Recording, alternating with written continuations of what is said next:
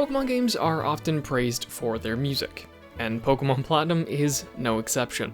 But how does that music lend itself to immersion? This is an interesting topic to explore. Even though music is one of the most important parts of game design, the use of music to increase immersion in video games is not a well-studied topic. In fact, most scholars use film as the basis for video game theory, or look at musical immersion solely in film. The two are similar mediums, however, excluding some visual novels, video games afford the player a level of interactivity that is not present in film. And so, through this video, we will take a look at how one of the biggest names in gaming crafted an experience that defines what musical immersion should be. From peaceful towns to character themes, fierce encounters and venturing into the unknown. This is how music was used to enhance the immersion of Pokémon Platinum.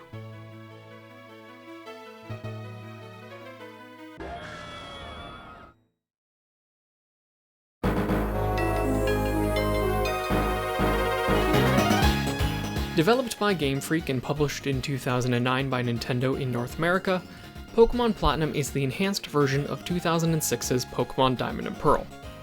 As an enhanced version, the three games share a lot of similarities, including in their music. I chose Pokémon Platinum for this video due to an exclusive area that the game has, but we'll look at that later on. For now, let's begin our musical journey in the same place our player character begins their journey, Twinleaf Town.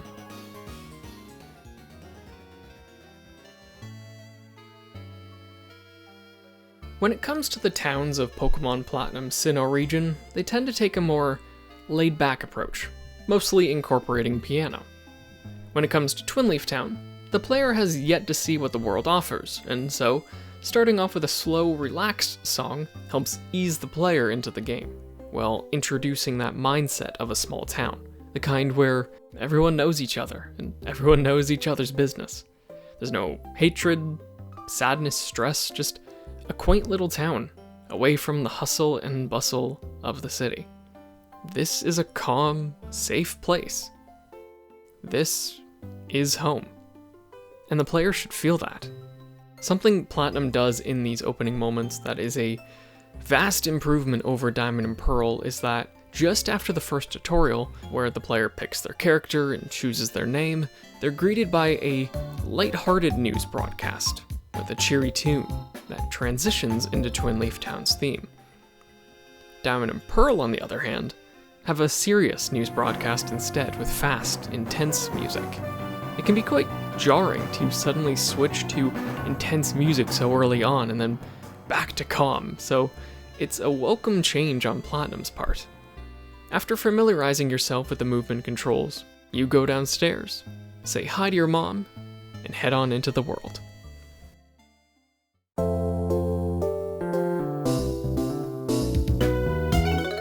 By the time the player reaches Sanjum Town, the music has become livelier. This is the town where you officially meet the Professor and Dawn or Lucas. It's where you get tasked with going on a journey with your Pokemon, and it's where the fun begins. Once the player reaches Jubilife City, they're greeted by a very light tune, reminiscent of the elevator music like you would find in the tall buildings of the big city.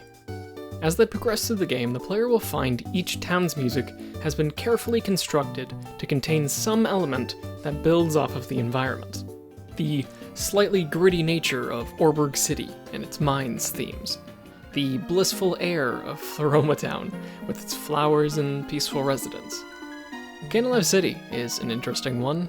Its theme is an upbeat ballad that is a piano-synth hybrid. Maybe it's the high-speed boat, or seemingly the only library in the entire region, but this song seems to fit very well with this coastal town. It holds on to its past while embracing the present. Interestingly, this city literally has a person in it that will help your Pokemon forget moves. To help Pokemon remember moves, the player has to head on over to Eterna City.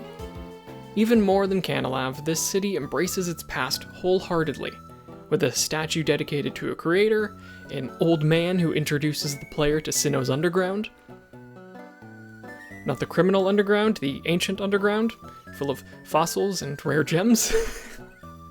Eterna is a city that is all about sharing the past, and its rustic theme, with its cowbells, vintage synth, and slow tempo that occasionally increases in speed before falling back down, emphasizes its homely country vibe.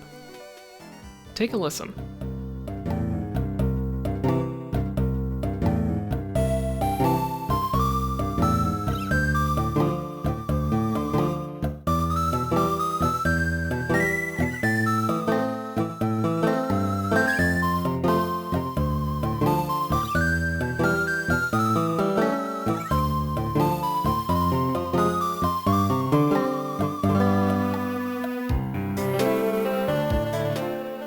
You almost can't help but whistle along and reminisce about the past.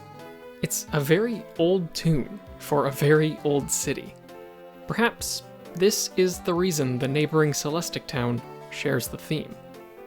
Separated by Mount Coronet, the place where Sinnoh was said to have begun, Celestic Town too has been around since the creation of the region. Celestic Town, however, is far more rooted in the past, with a shrine, ruins, a lack of televisions, and even a Pokemart, as seen in every other town. There's also a personal favorite of mine, Veilstone City, with its hints of jazz. The city is home to the department store, a gambling house, and of course, the headquarters of the evil corporation that is Team Galactic. More on that in a minute. Platinum's town themes, all of its songs for that matter, take the environment that they're in and tune their music to be an extension of the player's cognition, both during the day and at night, because yes, the game does actually have slightly different themes for the two times of day.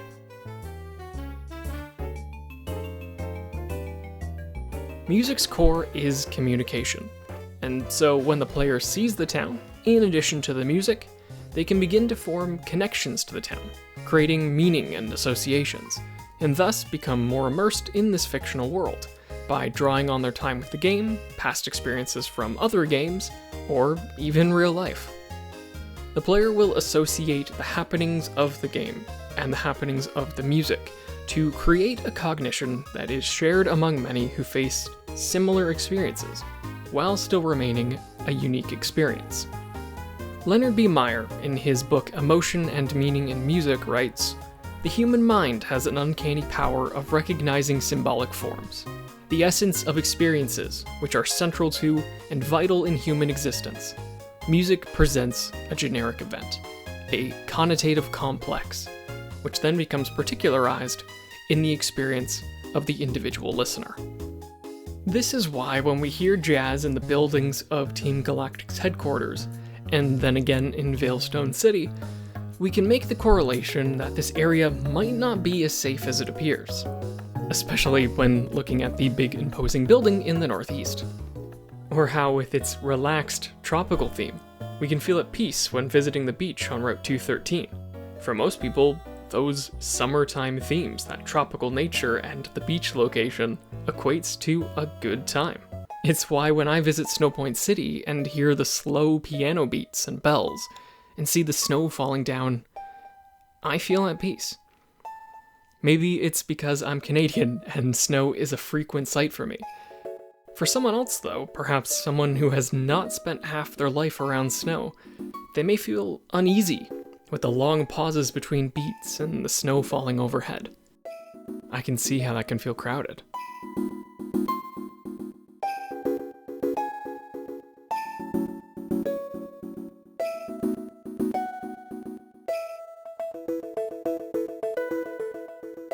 The bells make me think that Game Freak was aiming for a winter wonderland, or at least a holiday vibe. But I find myself wondering how other people are experiencing this. Are they also getting immersed? Or are they too distracted, trying to make their way through the waist-high snow? Is that itself a type of immersion?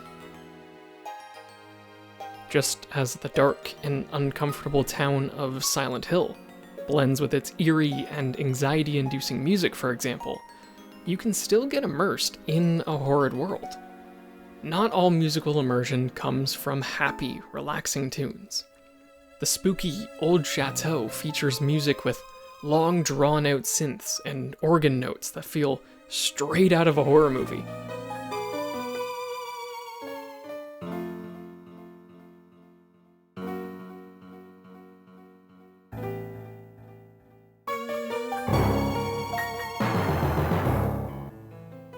Now, imagine if the theme of, say, Route 209 was playing here.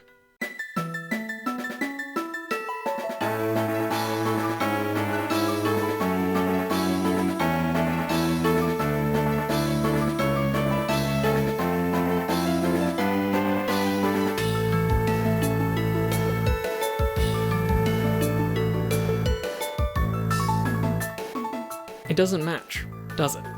The music that is chosen for each environment can help make the world seem more believable. So the designers and composers need to find the right fit for each scenario. Otherwise, they risk the player's immersion being broken.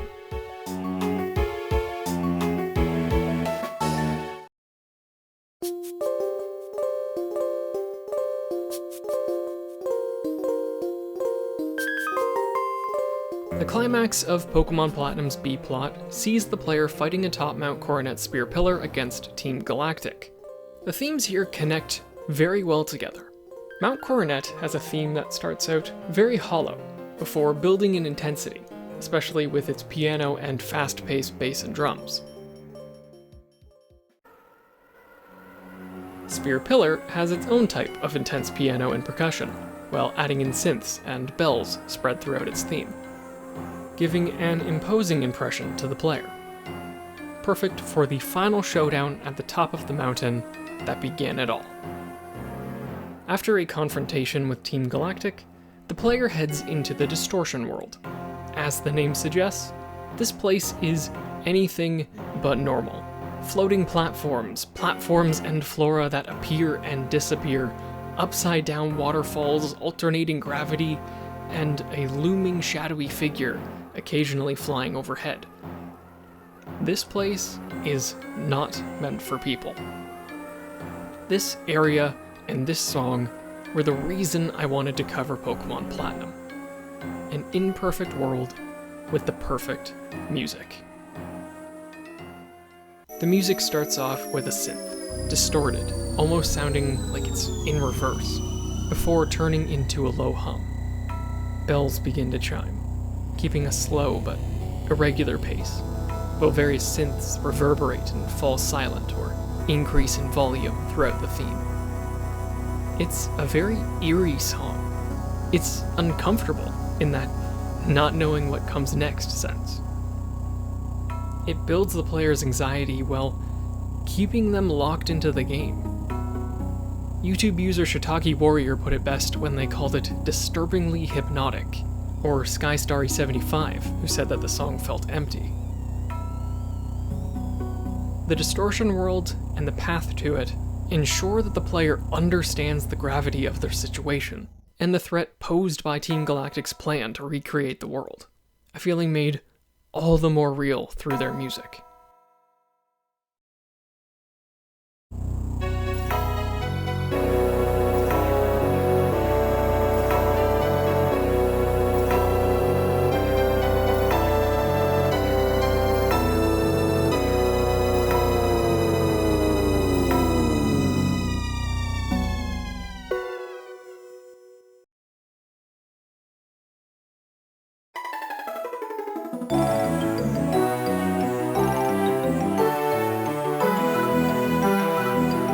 Now, I've talked a lot about the areas of the Sinnoh region, but what about the people living there? Most of the trainers players encounter each have themes that are unique to their trainer class. Upbeat, flowy bells for aroma ladies. The energetic tune of the youngsters.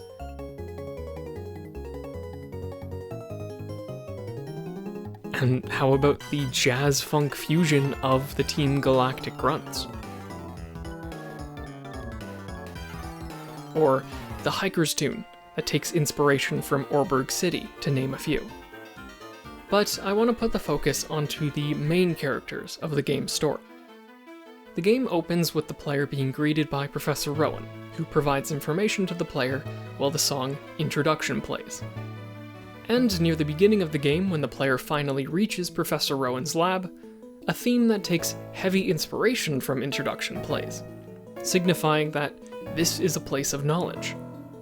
Likewise, Professor Rowan's assistant Dawn, or Lucas if you're playing as a girl, has their own theme that relies less on piano and more upbeat jazz, and takes on a more youthful vibe than the Professor, with some people even calling it adorable. And of course, the character the player will quite literally run into throughout their journey, the player's rival, who has a very energetic theme that I can't help but describe as bouncy. For these three characters, their themes play the moment you meet them.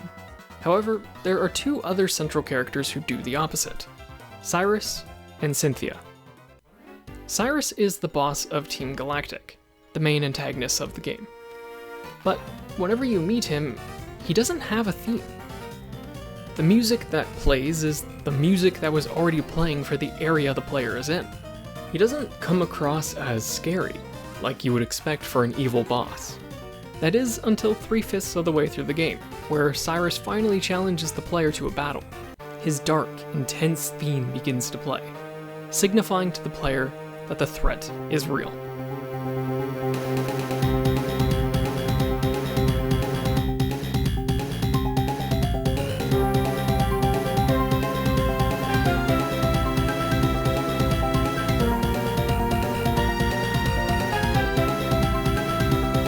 Every subsequent time the player meets Cyrus, once again no theme plays until he challenges the player.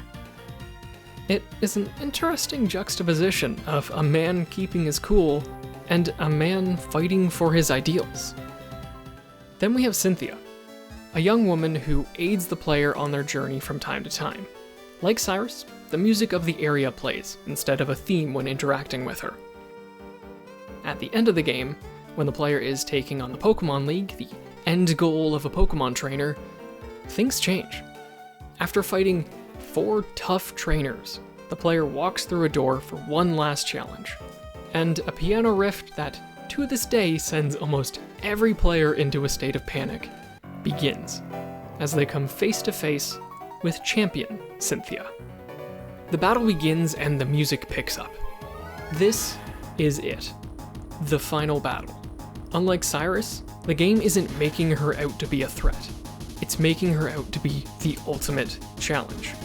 And the game's music is making sure you know that this is going to be an intense fight. Piano is used throughout Sinnoh.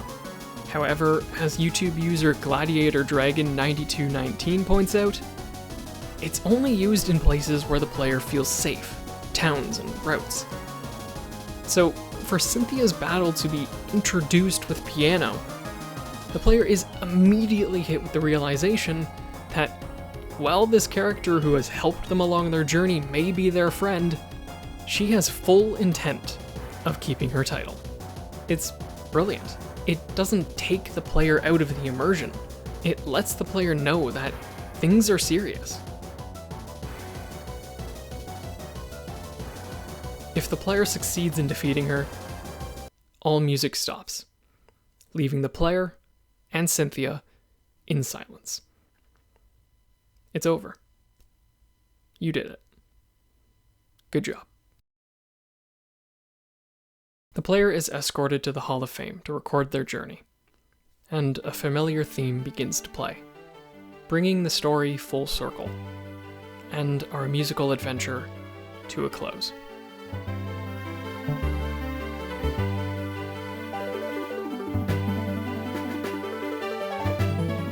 There were dozens of other songs I could have talked about in this video. The Elite Four, gym leaders, legendary themes. But if anything, that is a testament to how brilliant the soundtrack of Pokémon Platinum is. With Pokémon Platinum, Game Freak gave the world a game that manages to take music and mingle it with human emotions and game world, to create songs that are tailored for their particular situations. Jazz in Veilstone, the hypnosis of the distortion world, the intense piano of Cynthia, all tailored to allow the player to become more immersed in this little pixel world. This is how the music was used to enhance the immersion of Pokémon Platinum, by having music that was designed as part of the game world, while drawing on emotions and the experiences of those who play it.